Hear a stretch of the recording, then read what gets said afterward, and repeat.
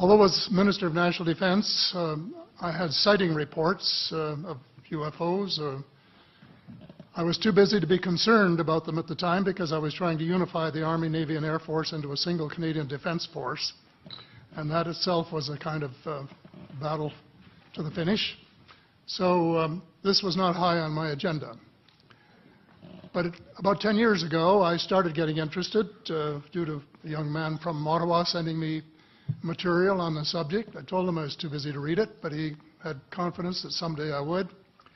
It took me a while to get around to reading it, but I took it for my summer reading in 2005 and was really impressed with what was contained in it.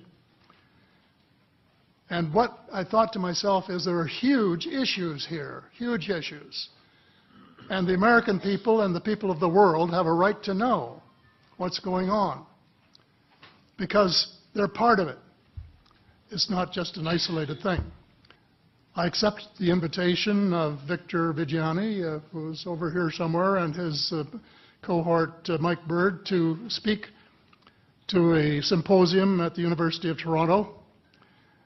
And I said, UFOs are as real as the airplanes flying overhead. That gave me the dubious distinction of being the first person of cabinet rank in the G8 group of countries to say so unequivocally.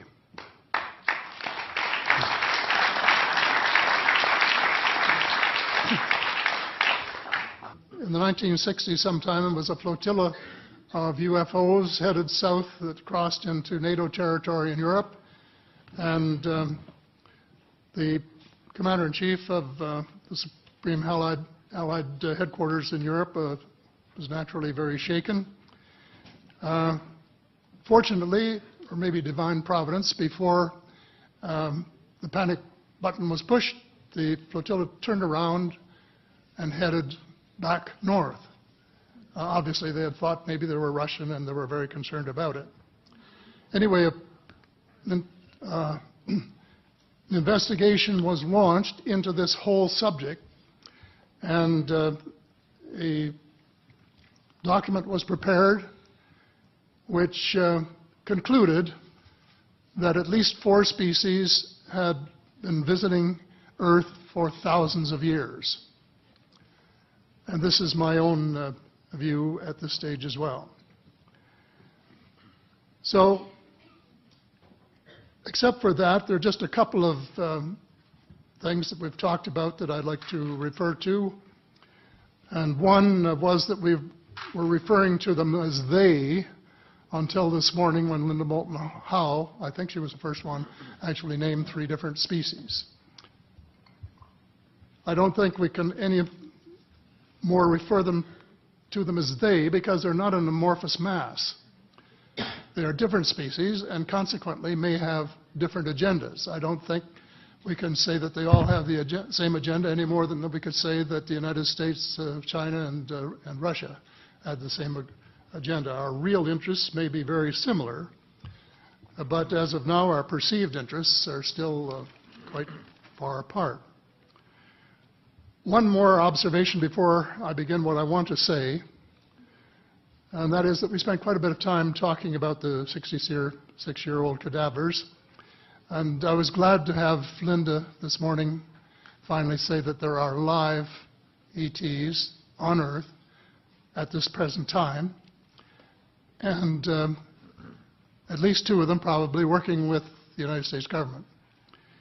The other species that I learned about not too long ago was called the tall whites. And this is when Paula Harris broke the story just a few years ago. And through her good offices, I had the chance to talk for about 3 hours with former Airman Charles Hall and listen to this absolutely fascinating story of how he was working with, first of all, he was scared out of his skin, but after that, when he got to know them, how he was working with, and finally they became to trust each other and have a good working relationship with the tall whites at the gunnery range at Indian Springs in Nevada, and these tall whites were living on United States Air Force property and working in cooperation with the United States Air Force and sharing technology with them. He wrote a book, incidentally, called Millennial Hospitality. There are 4 different versions, but Paula says that Millennial Hospitality number 2 is the best. I think that's the one I read, and it's a very interesting read if you want to sort of get inside the problem of what it's like to bump into these people floating across the terrain in the desert. Well, enough on that for now. My interest is in full disclosure. And my only caveat is I think probably I would say 95 to 98% full disclosure. I know of 1 or 2 things that I'm not sure should be in the public domain, at least yet. They will be someday, I'm sure, but not maybe immediately.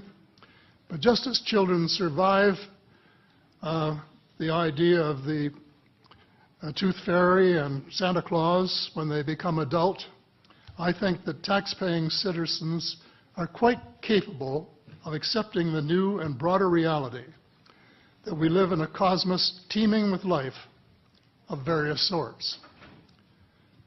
The fact that some other civilizations are more advanced than we are may be humbling. It exists, and it's being kept secret by the same vested interests who control our destiny. Who are these vested interests, and what are they up to?